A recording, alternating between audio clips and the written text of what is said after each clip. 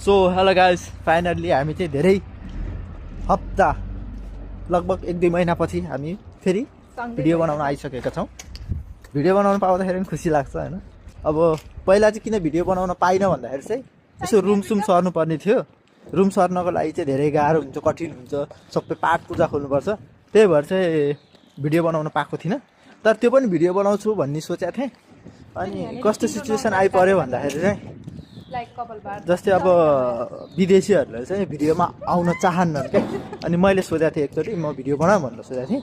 अनि उनीहरूले चाहिँ डाइरेक्ट भने होइन भिडियो नबना भनेर भने। अनि त्यही भएर चाहिँ मैले भिडियो बनाउन पाएको थिएन। सो अब आज चाहिँ हामी हस्पिटल जाँदैछौँ। अनि त्यसपछि अब यतातिर विदेशमा भनेको चाहिँ हस्पिटल हत्तपत्त देखिन्न क्या, नेपालको जस्तो झाटोझुटो देखिन्न। अनि त्यही भएर चाहिँ अब कस्तो हुन्छ त हस्पिटल होइन, विदेशको हस्पिटल कस्तो हुन्छ, मतलब जर्मनीको हस्पिटल कस्तो हुन्छ त अब भनेर चाहिँ अब हामी चाहिँ त्यो एक्सपिरियन्स गर्न हामी हस्पिटल जाँदैछौँ।